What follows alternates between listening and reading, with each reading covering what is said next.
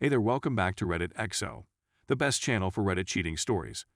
Be sure to like, subscribe, and hit the bell notification for more stories like these. Now, let's get in the video. An attempt at reconciliation.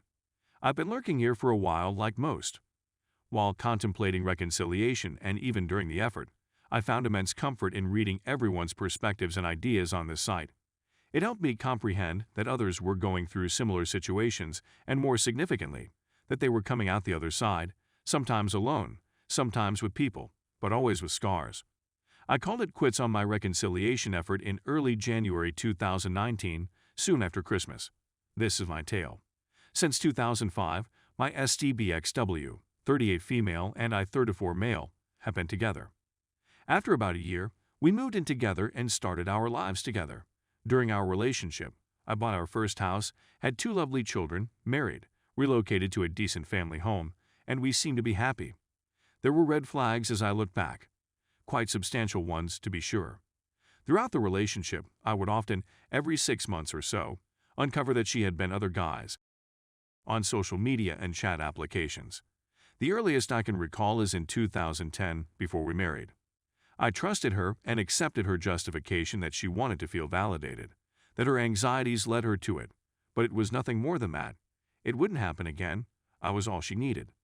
That was all she wanted. For me, February 2018 was D-Day. I discovered some extremely explicit communications a few months before D-Day that strongly showed she was having a connection outside of our marriage.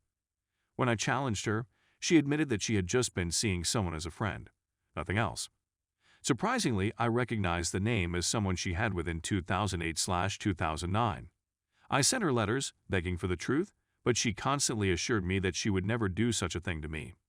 Back in February, I simply couldn't be with her because I was always wondering, always in the dark, never knowing what had truly transpired. I'd had enough of playing detective. I requested a divorce. She stated she didn't want it, but she could see why I would, so she consented. She went away with the kids for a week. I remained at home. Despite the fact that they were apart, she refused to accept anything other than friendship. I asked for honesty once again. After all, what difference would it make now that we were going on with our lives? It was welcomed with innocence once again. D-Day arrived only 2 days after she had gone for the week. I remembered her having a close buddy. She had a pal who used to go out drinking with her. An acquaintance who vanished off the face of the world a few years ago. I dialed her number. What happened next was the most bizarre phone call I'd ever received. Everything she knew, she told me. She had slept with man in 2008/2009, a one-night encounter with GUIB immediately after, and another entirely different guy for several months, guy C. Just months after our wedding day. I was saddened, outraged, and happy to finally know the truth. Such a range of emotions to experience in the course of a 30-minute chat. I got in my vehicle and headed over to her house.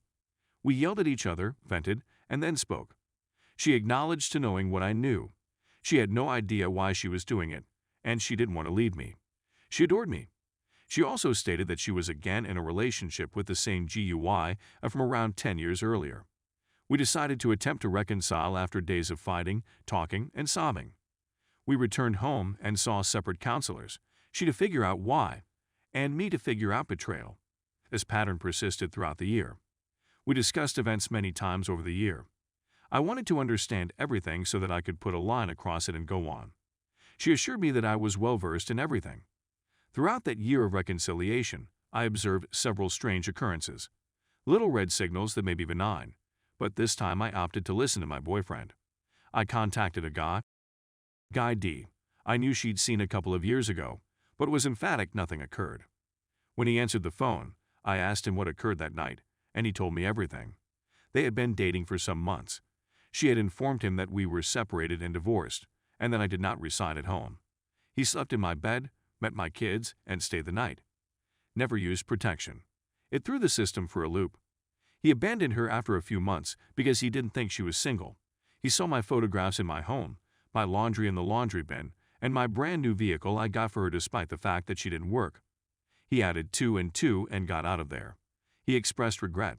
He didn't know who I was or how to reach me since I don't use social media. I had moved away and was in a relationship in another country. She was accosted by me. I didn't say anything about having talked with GUID, but I did ask her again if anything occurred there. She disputed it. I informed her that I had talked with him, and she confirmed what he had told me.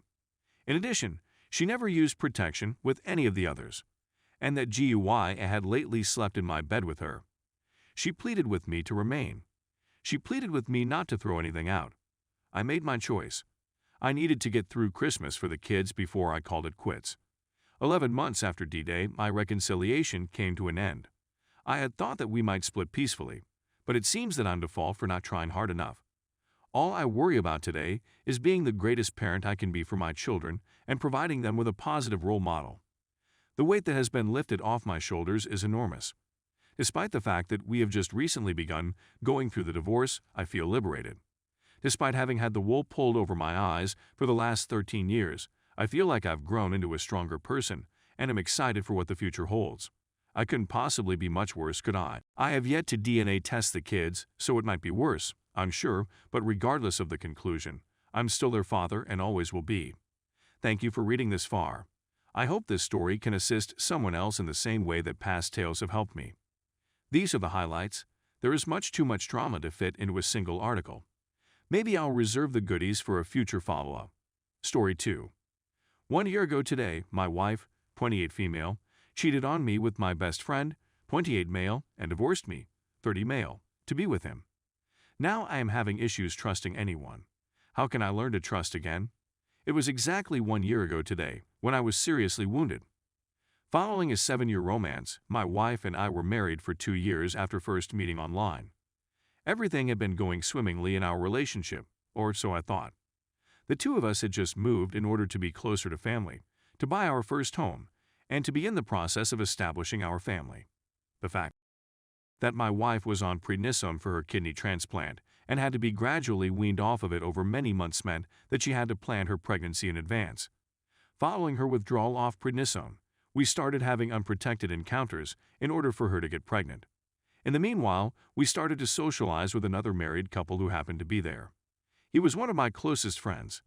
We'd known one another for more than 14 years at this point.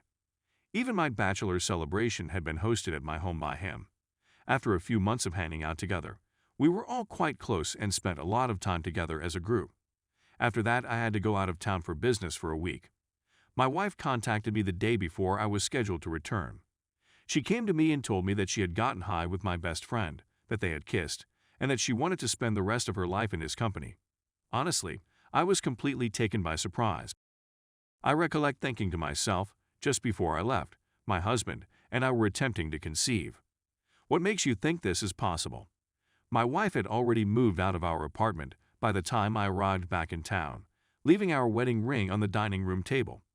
Even though she is aware of my desire for children, she informed me throughout the divorce that she does not feel she would ever want children herself, as shown by the fact that she had gone back and forth on this subject during our whole relationship. She had plainly not made up her mind.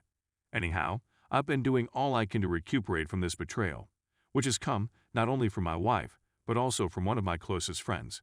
That stinging sensation was multiplied by 2. Since then, I've migrated to a different place in order to start fresh. It has been my intention to establish new contacts and perhaps date again, but I'm having difficulties placing my faith in anybody at the moment. Furthermore, a lack of trust makes it more difficult to build meaningful connections. It has dawned on me that everyone is different, and just because my wife cheated on me does not mean that a new woman would do the same. And I understand that just because my closest buddy lied to me, it does not follow that my new friends would do the same to you. However, there is a catch. Because I placed so much trust in my wife and closest friend, I feel that anybody, no matter how loyal they seem to be on the surface, is capable of engaging in similar behavior as they did. In addition, since I think anybody may do me harm, I now feel like I'm always on guard, and I haven't been able to let anyone into my home.